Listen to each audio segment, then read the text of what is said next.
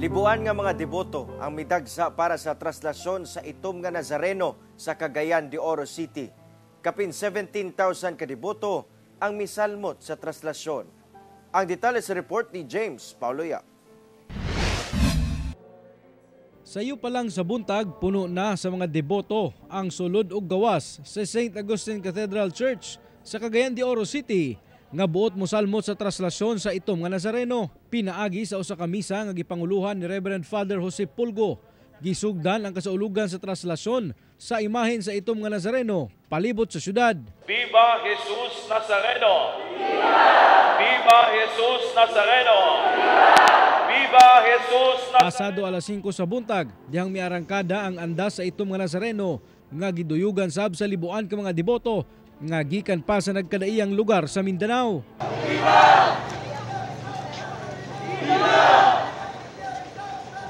Viva!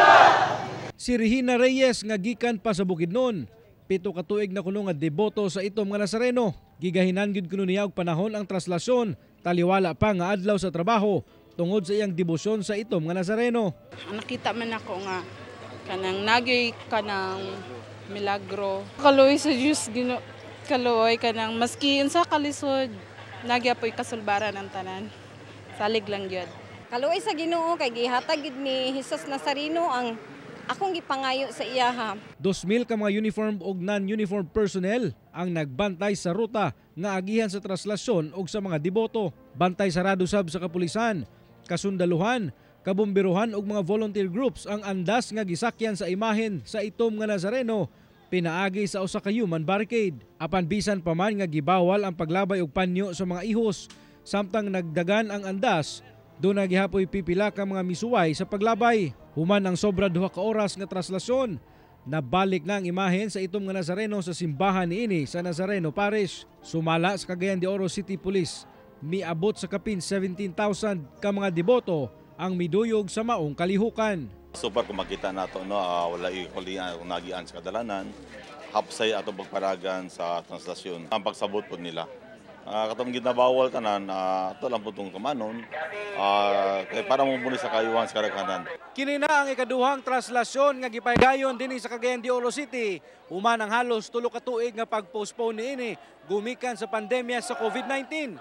Ug taliwala pa man sa mga hulga sa seguridad nga nadawat, paghuman sa pagbusikad sa bomba sulod si MSU Gymnasium, wala gihapon nagpatarog ang libuan ka mga deboto nga misalmot sa maong kalihukan.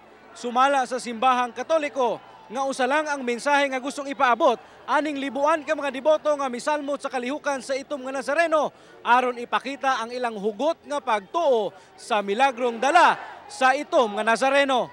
Sa kinatibukan, nahimong malinawon ang pagsaulog sa traslasyon sa itom nga Nazareno sa syudad, hangyo sa kapulisan sa mga gusto pa nga moapas og simba, nga likayan ang pagdala og mga dagkong bag ug pagsuot og kalo og jacket. Lauman sab kuno ang istriktong pag-check sa mga musulod sa simbahan. Magpadayon ang matag oras nga misa sa simbahan, taman alas 8 sa gabi alang sa mga deboto nga buot moapas og simba. Kauban si Jaybert Pairat sa kamera. Ako si James Paulo Yap para sa At Home with GMA Regional TV.